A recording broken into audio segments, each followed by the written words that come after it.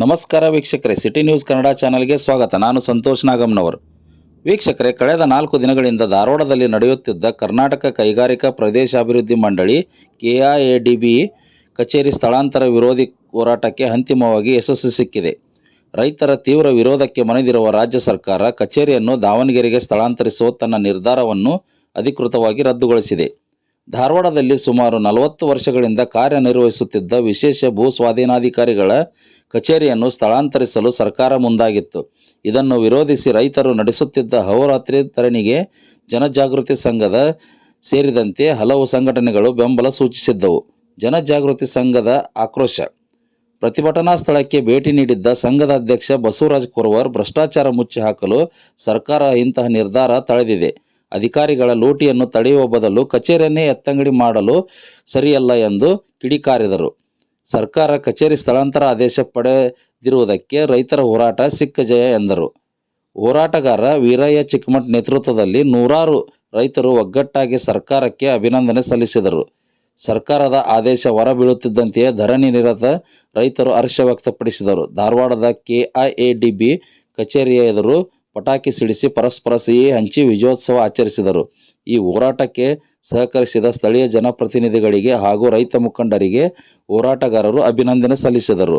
ಪ್ರಮುಖ ಹೋರಾಟಗಾರರಾದಂತಹ ಶ್ರೀಶೈಲ್ ಗೌಡ ಕಮ್ತರ್, ಕುಮಾರ್ ಗೌಡ ಪಾಟೀಲ್, ಶ್ರೀಕಾಂತ್ ಕ್ಯಾತಪ್ನವರ್, ಶಿವು ಬಲ್ಲಾರ್ ಹಾಗೂ ನೂರಾರು ರೈತ ಬಾಂಧವರು ಉಪಸ್ಥಿತರಿದ್ದರು.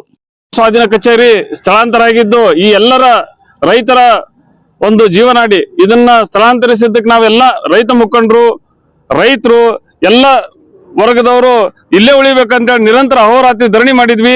ಈ ಧರಣಿ ಇದಕ್ಕೆ ಸರ್ಕಾರ ಬೆಂಡಾಗಿ ನಮ್ಮನ್ನ ಇಲ್ಲೇ ಸ್ಥಳಾಂತರವನ್ನು ಸ್ಥಗಿತಗೊಳಿಸಲಿಕ್ಕೆ ಸರ್ಕಾರಕ್ಕೆ ವಿಶೇಷವಾಗಿ ಧನ್ಯವಾದ ತಿಳಿಸ್ತೀವಿ. ಅದ್ರ ಜೊತೆಯಾಗಿ ನಮ್ಮ ಜೊತೆ ಯಾರ್ಯಾರು ಸಹಕಾರ ಮಾಡಿದ್ದಾರೆ, ಪರೋಕ್ಷವಾಗಿ ಮತ್ತು ಪ್ರತ್ಯಕ್ಷ ಅಪರೋಕ್ಷವಾಗಿ ಮಾಡೋದಂತ ಎಲ್ಲರಿಗೂ ಧನ್ಯವಾದ ತಿಳಿಸಿ ನಾನು ಈ ರೈತರಿಗೆ ಸಲ್ಲತ್ತೆ ಅಂತೇಳಿ ಈ ಸಮಯದಲ್ಲಿ ಹೇಳ್ತೀನಿ.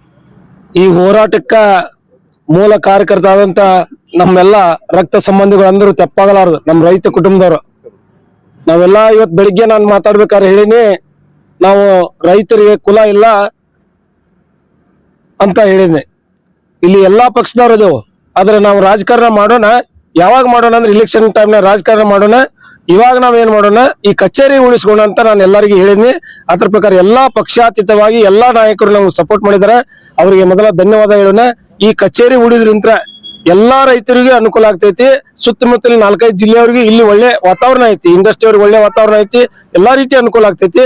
ಈ ಕಚೇರಿ ಉಳಿಸಿಕೊಡಲು ನಮ್ಗೆ ಸಹಾಯ ಮಾಡಿದಂತ ಎಲ್ಲರಿಗೂ ಮೊದಲು ಧನ್ಯವಾದ ಹೇಳ್ತೇನೆ. ಎಲ್ಲ ನಾಯಕರಿಗೂ, ಎಲ್ಲ ಪಕ್ಷದ ನಾಯಕರಿಗೂ ಧನ್ಯವಾದಗಳು. ವಿಶೇಷವಾಗಿ ಮಾಧ್ಯಮದವರು ನೀವೆಲ್ಲ ಕೂಡಿ ಅದನ್ನ ಫೋಕಸ್ ಮಾಡಿ ಯಾರಿಗೆ ಸುದ್ದಿ ಮುಟ್ಟಿಸ್ಬೇಕಾಗಿತ್ತು ಅವ್ರಿಗೆ ನೀವು ಸುದ್ದಿ ಮುಟ್ಟಿಸಿದ್ರಿ. ಅದರಿಂದ ನಮ್ ಕೆಲಸ ದೌಡಾಯ್ತು. ನಿಮಗ್ ಧನ್ಯವಾದ. ಇಲ್ಲಾಂದ್ರೆ 1 ತಿಂಗಳು ಕಾಯ್ದಕ್ಕಿತ್ತು, 2 ತಿಂಗಳ ಕಾಯ್ದಕ್ಕಿತ್ತು, ಹಿಂಗಾಗ್ತಿತ್ತು. ಎಲ್ಲರಿಗೂ ಧನ್ಯವಾದಗಳು. ಈ ಕಚೇರಿ ಉಳಿಸುವಂತ ಇದೇನು ಹೋರಾಟ ಏನೈತಿ, ಇದ್ರ ಗೆಲುವು ಇಲ್ಲಿ ಕುಳಿತಿರುವಂತಹ ಹಾಗೂ ಈ ಹೋರಾಟಕ್ಕೆ ಪ್ರತ್ಯಕ್ಷವಾಗಿ ಪರೋಕ್ಷವಾಗಿ ಸಪೋರ್ಟ್ ಮಾಡಿದಂತ ಎಲ್ಲ ರೈತ ಬಾಂಧವರಿಗೂ ಹಾಗೂ ಎಲ್ಲಾ ಮಿತ್ರರಿಗೂ ಸೇರ್ಬೇಕಾದಂಥದ್ದು. ಮೊದಲು ಅವ್ರಿಗೆಲ್ಲರಿಗೂ ಅಭಿನಂದನೆಗಳನ್ನು ಹೇಳಕ್ ಬಯಸ್ತೀನಿ. ಅದಲ್ಲದೆ ಈ ಹೋರಾಟ ಬರೀ ಈ ಕಚೇರಿ ಉಳಿಸ್ಕೊಳ್ಳೋದಷ್ಟೇ ಅಲ್ಲ, ಈಗ ತಾತ್ಕಾಲಿಕವಾಗಿ ಈ ಕಚೇರಿಯನ್ನ ನಾವು ಆದೇಶವನ್ನ ಸ್ಥಗಿತಗೊಳಿಸ್ಯಾರ. ಈಗ ಇದು ಪರ್ಮನೆಂಟ್ ಆಗಿ ಹೆಂಗೆ ಈ ಕಚೇರಿ ಇಲ್ಲಿತ್ತು ಅಲ್ಲಿ ಉಳಿಬೇಕು. ಈ ಕಚೇರಿಯ ವಿಭಾಗದಲ್ಲಿ ಯಾವ್ಯಾವ ಜಿಲ್ಲೆಗಳು ಬರ್ತಿದ್ವು ಆ ಜಿಲ್ಲೆಗಳ ಕೆಲಸಗಳು ಇಲ್ಲೇ ಆಗಬೇಕು. ಅದರ ಜೊತೆ ಇವತ್ತೇನ ಅದನ್ನ ಕ್ಯಾನ್ಸಲ್ ಮಾಡಕ, ಈ ಕಚೇರಿನಲ್ಲಿ ಶಿಫ್ಟ್ ಮಾಡಕ್ ಏನ್ ಕಾರಣನ ಕೊಟ್ಟಿದ್ರು ಅವರು. ಇಲ್ಲಿ ED ಪ್ರಕರಣ ನಡೀತಾ ಇದೆ, ತನಿಖಾ ಹಂತದಲ್ಲಿದೆ ಅಂತ ಹೇಳಿ ಅದರಿಂದ ಅಧಿಕಾರಿಗಳು ಕೆಲಸ ಮಾಡಲು ಹೆದರ್ತಾ ಇದ್ದಾರೆ. ಪದೇ ಟ್ರಾನ್ಸ್ಫರ್ ಆಗ್ತಾ ಇದಾವು. ಅದಲ್ಲದೆ ಮಧ್ಯವರ್ತಿಗಳ ಹಾವಳಿ ಬಹಳ ಆಗಿದೆ. ಆ ಕಾರಣಕ್ಕಾಗಿ ನಾವು ಈ ಕಚೇರಿಯನ್ನ ಸ್ಥಳಾಂತರ ಮಾಡಿದೀವಿ ಅಂತ ಹೇಳಿ ಒಂದು ಪತ್ರವನ್ನು ಬರೆದಿದ್ರು. ಅದು ನಮ್ಮ ಕೈಗೆ ಇವತ್ತು ಮಧ್ಯಾಹ್ನ ಸಿಕ್ಕಿತ್ತು. ಸೊ ನಾನು ಸನ್ಮಾನ್ಯ ಮಂತ್ರಿಗಳನ್ನ MB ಪಾಟೀಲ್ರನ್ನ ಕುರಿತು ಒಂದು 4-5 ಪತ್ರಗಳನ್ನು ಈಗಾಗಲೇ ಬರೆದಿದ್ದೆ.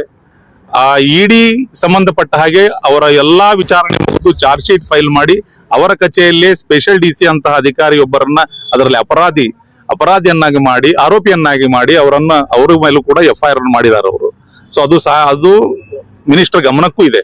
ಅದಲ್ಲದೇನೆ ಮಧ್ಯವರ್ತಿಗಳ ಹಾವಳಿ ಅಂತ ಹೇಳಿ ಅದರಲ್ಲಿ ಏನು ಹೇಳಿದ್ದಾರೆ, ಆ ಮಧ್ಯವರ್ತಿಗಳನ್ನ ಕಂಟ್ರೋಲ್ ಮಾಡಬೇಕಾಗಿರುವಂತ ಕೆಲಸ ಅಧಿಕಾರಿಗಳದ್ದು. ಅಂತ ಪ್ರಾಮಾಣಿಕ ಅಧಿಕಾರಿಗಳನ್ನ ತಂದು ಕೂಡಿಸ್ರಿ. ಯಾರು ಭ್ರಷ್ಟ ಅಧಿಕಾರಿಗಳದಾರ ಅವ್ರನ್ನ ಇಲ್ಲಿಂದ ಎತ್ತಂಗಡಿ ಮಾಡುವ ಮೂಲಕ ನಮ್ಮ ಭಾಗದ ರೈತರಿಗೆ ಅನುಕೂಲ ಮಾಡಿಕೊಡ್ರಿ. ರೈತ ಭೂಮಿಯನ್ನು ಕಳ್ಕೊಂಡು ಇವ್ರು ಕೊಟ್ಟಿರುವಂತ ಹಣ ರೈತನ ಹತ್ರ ಉಳಿಯೋದಿಲ್ಲ.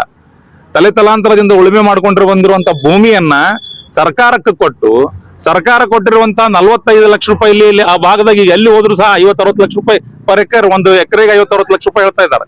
ಈಗ ಮತ್ತೆ ಇವರು ವ್ಯವಸಾಯ ಮಾಡ್ಬೇಕನ್ನೋದಾದ್ರೆ 20-30 ಕಿಲೋಮೀಟರ್ ದೂರ ಹೋಗ್ಬೇಕು, ಊರು ಬಿಟ್ಟು ಹೋಗ್ಬೇಕು ಇವ್ರು. ಅಂತಹ ಪರಿಸ್ಥಿತಿ ಐತಿ. ಸೊ ಹಿಂಗಿರುವಾಗ ಸರ್ಕಾರ ರೈತರಿಗೆ ಅನುಕೂಲ ಮಾಡಿಕೊಡ್ಬೇಕು. ಸೊ ಈಗಂತಕ್ಕೆ ನಾವು ಇದೊಂದು ಅಲ್ಪ ತೃಪ್ತಿ ಆಗಿದೆ, ನಮ್ಗೆ ಖುಷಿ ಆಗಿದೆ. ಇಲ್ಲಿರುವಂತ ಎಲ್ಲಾ ಯುವ ಮಿತ್ರರು, ರೈತರೆಲ್ಲರೂ ಕೂಡಿ 3 ದಿನ ಕಂಟಿನ್ಯೂ ಆಗಿ ಹಗಲು ರಾತ್ರಿ ಅಹೋರಾತ್ರಿ ಧರಣಿ ಮಾಡಿದ್ರಿಂದಲೇ ಆ ಗೆಲುವು ಬಂದಿದೆ. ಅದೆಲ್ಲ ಶ್ರೇಯ ಸೇರ್ಬೇಕಾಗಿತ್ತು ರೈತರಿಗೇನೆ ಮತ್ತು ರೈತ ಮುಖಂಡರಿಗೆ. ಈ ಕಚೇರಿ ಪರ್ಮನೆಂಟ್ ಆಗಿ ಇಲ್ಲಿ ಉಳಿಬೇಕು, ರೈತರಿಗೆ ಅನುಕೂಲ ಆಗ್ಬೇಕಾದ್ರೆ ಭ್ರಷ್ಟ ಅಧಿಕಾರಿಗಳು ಇಲ್ಲಿಂದ ಟ್ರಾನ್ಸ್ಫರ್ ಆಗಬೇಕು, ಅವರ ಮೇಲೆ ನಿರ್ದಾಕ್ಷಿಣ್ಯ ಕ್ರಮ ಆಗಬೇಕು. ನೀವು ಅದನ್ನ ಕಂಟ್ರೋಲ್ ಮಾಡಕ್, ಮಧ್ಯವರ್ತಿಗಳನ್ನ ಕಂಟ್ರೋಲ್ ಮಾಡಕ್ ಇದನ್ನ ಕಚೇರಿ ಸ್ಥಳಾಂತರ ಮಾಡ್ತೀನಿ ಅಂತ ಹೇಳೋದು ತಪ್ಪು. ಸೊ ಹಾಗಾಗಿ ಮತ್ತೊಮ್ಮೆ ಈ ಆದೇಶವನ್ನ ಮಾಡಿಫೈ ಮಾಡಿ ಈ ಕಚೇರಿಯನ್ನ ಪರ್ಮನೆಂಟ್ ಆಗಿ ಇಲ್ಲೇ ಇಟ್ಟಿದ್ದೇವೆ ಅಂತೇಳಿ ಕಳಿಸ್ಬೇಕಂತ ತಮ್ಮ ಮೂಲಕ ಮನವಿ ಮಾಡ್ಬೋದು. ಏನೊಂದು KIDB ಕಚೇರಿ ಕಳೆದ 3-4 ದಿನದಿಂದ ಅಹೋರಾತ್ರಿ ಹೋರಾಟ, ಕಚೇರಿ ಉಳಿಸ್ಕೋಬೇಕಂತೇಳಿ ಧಾರವಾಡದಿಂದ ಈಗ ಅನೇಕ ಇಲಾಖೆಗಳು ಬೇರೆ ಬೇರೆ ಜಿಲ್ಲೆಗೆ ಹೋಗ್ಯಾವು. ಇದು ಕೂಡ ಬೇರೆ ಬೇರೆ ಕಾರಣಗಳನ್ನು ಹೇಳಿ ಜಿಲ್ಲೆಯಿಂದ ಸ್ಥಳಾಂತರ ಮಾಡಿದ್ರೆ ಇಲ್ಲಿನ ರೈತಾಪಿ ಜನಗಳಿಗೆ ಸುಮಾರು 12,000 ಎಕರೆನ ಇಲ್ಲಿಂದ ಅಕ್ವರಿ ಮಾಡ್ಕೊಂಡಿದ್ದಾರೆ. ಅದರಲ್ಲಿ ಕೇವಲ ಒಂದು 1500-2000 ಎಕರೆದಷ್ಟೇ ಈಗ ರೈತರಿಗೆ ಪರಿಹಾರ ಕೊಟ್ಟಾರ. ಇನ್ನು 7-8 ಎಕರೆಕ ಪರಿಹಾರ ಕೊಡಬೇಕು. ಇಲ್ಲಿಂದ ಸ್ಥಳಾಂತರಗೊಂಡ್ರೆ ರೈತರು ದಿನಂಪ್ರತಿ ಅಲ್ಲಿ ಅಡ್ಡಾಡೋದು ಅಂದ್ರೆ ಸಿಕ್ಕಾಪಟ್ಟಿ ತೊಂದರೆ ಆಗ್ತತಿ. ಇಲ್ಲಿದ್ದೇನೆ 2010 ಇಲ್ಲಿ ಮಟನು ಪೇಮೆಂಟ್ ಆಗಿಲ್ಲ. ಹಾಗಾಗಿ ಅಲ್ಲಿ ಹೋಗೋದು ಬಹಳ ತೊಂದರೆ ಆಗೋದನ್ನು ಮನಗೊಂಡು ನಮ್ಮ ನಾಯಕರಾದಂತ ಚಿಕ್ಕಮಠ ಅವರು, ನಾವು, ನಮ್ಮ ಶ್ರೀಕಾಂತ್, RP ಎಲ್ಲರೂ ಸೇರಿ ಒಂದು ರೈತರ ಒಂದು ಮನದಾಳದ ನೋವನ್ನು ಕಟ್ಕೊಂಡು ನಾವು ಹಗಲು ರಾತ್ರಿ ಇಲ್ಲಿ ಅಹೋರಾತ್ರಿ ಒಂದು ಕುಂತೀವಿ. ವಿಠಲನ ಎಲ್ಲರೂ ಕೂಡಿ ನಾವೊಂದು ಹೋರಾಟಕ್ಕೆ ಸಿಕ್ಕ ಜಯ. ನಮ್ಮ ಈ ಜಯದಲ್ಲಿ ಪಕ್ಷಾತೀತವಾಗಿ ದೀಪಕ್ ಚುಂಚರ್ ಇರ್ಬೋದು, ಸಂತೋಷ್ ಲಾಡ್ ಇರ್ಬೋದು, ಕೇಂದ್ರ ಸಚಿವರ ಆಸಕ್ತಿ, ವಿಶೇಷವಾದ ಆಸಕ್ತಿಯಿಂದಾಗಿ, ನಮ್ಮ ಪ್ರಹ್ಲಾದ್ ಜೋಶಿ ಸರ್ ಆಸಕ್ತಿಯಿಂದಾಗಿ ಇವತ್ತು ನಮ್ಗೆ ಈ ಕಚೇರಿ ನಮ್ಮ ಧಾರವಾಡದಲ್ಲಿ ಉಳಿತು. ಹಾಗಾಗಿ ನಮ್ಮ ಈ ಎಲ್ಲ ಪಕ್ಷಾತೀತವಾಗಿ ಎಲ್ಲ ನಾಯಕರಿಗೂ, ವಿಶೇಷವಾಗಿ ನಮ್ಮ MP ಸಾಹೇಬರಿಗೂ ಕೂಡ ನಾನು ಧನ್ಯವಾದಗಳನ್ನು ಸಲ್ಲಿಸ್ತಾ, ಇವರೆಲ್ಲರೂ ಗಮನಕ್ಕೆ ತರುವಲ್ಲಿ ನಮ್ಮ ಮಾಧ್ಯಮದ ಮಿತ್ರರು ತುಂಬಾ ಕೆಲಸ ಮಾಡಿದ್ರಿ. ನಾವು ಬರೀ ಕುಂದ್ರಬಹುದು, ಹೋರಾಟ ಮಾಡಬಹುದು, ಧಿಕ್ಕಾರಕ್ಕೆ ಹೋಗ್ಬೋದು, ಆದ್ರೆ ಈ ವಿಷಯವನ್ನ ಸರ್ಕಾರದ ಗಮನಕ್ಕೆ ತರುವಲ್ಲಿ ತಮ್ಮ ಕಾರ್ಯ ವಿಶೇಷವಾಗಿರುತ್ತೆ, ಮುಖ್ಯವಾಗಿರುತ್ತೆ. ಅಂತ ಕಾರ್ಯದಲ್ಲಿ ನೀವು ನಮ್ಮನ್ನ ಸಪೋರ್ಟ್ ಮಾಡಿ ನಮ್ಮ ಈ ಹೋರಾಟಕ್ಕೆ ನೀವು ಬೆಂಬಲ ಕೊಟ್ಟಿದ್ದಕ್ಕಾಗಿ ಎಲ್ಲ ನನ್ನ ರೈತರ ಮಿತ್ರರ ಪರವಾಗಿ ಹಾಗೂ ಎಲ್ಲರ ಪರವಾಗಿಯೂ ನಮ್ಮ ನಾಯಕರಿಗೂ ಹಾಗೂ ನಮ್ಮ ಮಾಧ್ಯಮದ ಮಿತ್ರರಿಗೂ ಈ ಮೂಲಕ ವಂದನೆಗಳನ್ನು ತಿಳಿಸ್ತಾ ಇದ್ದೇನೆ. ಸುಮಾರು 40-50 ವರ್ಷ ಇತಿಹಾಸ ಇರುವಂತ ಕರ್ನಾಟಕ ಭೂ ಸ್ವಾಧೀನ ಕಚೇರಿಯನ್ನ ಇವತ್ತ ಸ್ಥಳಾಂತರ ಮಾಡಿ ಬೆಳಗಾವಿ ದಾವಣಗೆರೆಗೆ ಸ್ಥಳಾಂತರ ಮಾಡಿದ್ರು. ಆ ಕಚೇರಿಯ ಸ್ಥಳಾಂತರ ಕುರಿತು ಹೋರಾಟ ಮಾಡಿದಂತ ಎಲ್ಲಾ ರೈತರಿಗೂ ಧನ್ಯವಾದಗಳು. ಅದೇ ರೀತಿ ಹೋರಾಟ ಮಾಡಲು ಏನ ನಮ್ಮ ವಿನಯ ಚಿಕ್ಕಮಠ ಅವರು ನಿರ್ಧಾರ ತಗೊಂಡು ಎಲ್ಲಾ ರೈತರು ಒಗ್ಗೂಡಿಸಿಕೊಂಡು ಈ ಕಚೇರಿ ಉಳಿಸಿಕೊಳ್ಳುವಂತ ಕೆಲಸದಲ್ಲಿ ಬಹಳ ಒಂದು ಉತ್ತಮವಾದ ಕೆಲಸ ಮಾಡಿದ್ರು. ಅದಕ್ಕೆ ನಾವೆಲ್ಲ ಸ್ನೇಹಿತರು, ಎಲ್ಲ ಹೋರಾಟಗಾರರು ಕೂಡ ಅವ್ರು ಸಪೋರ್ಟ್ ಮಾಡಿ ಇವತ್ತು ಈ ಕಚೇರಿಯಲ್ಲಿ ಉಳಿಲಿಕ್ಕೆ ಅನುಕೂಲ ಆಯ್ತು. ಅದೇ ರೀತಿ ಈ ಕಚೇರಿ ಉಳಿಬೇಕಂದ್ರೆ ಮಾಧ್ಯಮ ಮಿತ್ರರು ಯಾರಿಗೆ ಈ ವಿಷಯ ಮುಟ್ಟಬೇಕಾಗಿತ್ತು, ರೈತರ ಹೋರಾಟ, ಅದನ್ನ ನೀವೆಲ್ಲ ಮಾಧ್ಯಮದವರು ಆ ವಿಷಯವನ್ನು ಮುಟ್ಟಿಸಿದಕ್ಕೆ ಇಷ್ಟು ಶೀಘ್ರವಾಗಿ ನಮಗೆ ಈ ಕಚೇರಿ ಇಲ್ಲೇ ಉಳಿಲಿಕ್ಕೆ ಅನುಕೂಲ ಆಯ್ತು. ಅದಕ್ಕೆ ತಮಗೂ ಕೂಡ ತುಂಬಾ ಧನ್ಯವಾದಗಳು. ಈ ಕಚೇರಿ ಇಲ್ಲಿ ಉಳಿದ್ರಿಂದ ಎಲ್ಲಾ ರೈತರಿಗೂ ಒಂದು ಅನುಕೂಲ ಆತ. ಈ ಕಚೇರಿ ಇಲ್ಲೇ ಉಳಿದ ಅಷ್ಟೇ ಅಲ್ಲ, ಮೊದಲು ಯಾವ ಜಿಲ್ಲೆಗಳು ಇಲ್ಲಿ ಇದ್ದು ಅವು ಕೂಡ ಇಲ್ಲೇ ಬರ್ಬೇಕು, ಮತ್ತೆ ಮೊದಲಿನ ತರ ಪುನಃ ಕಾರ್ಯಾರಂಭ ಮಾಡಬೇಕು. ಮತ್ತೆ ಇಲ್ಲಿ ಯಾವುದೇ ಮಧ್ಯವರ್ತಿಗಳಿಗೆ ಭ್ರಷ್ಟಾಚಾರ ಅಧಿಕಾರಿಗಳನ್ನ ಹಾಕಬಾರ್ದು ಅಂತ ಹೇಳಿ ಈ ಮೂಲಕ ನಾನು ವಿನಂತಿ ಮಾಡ್ತೀನಿ.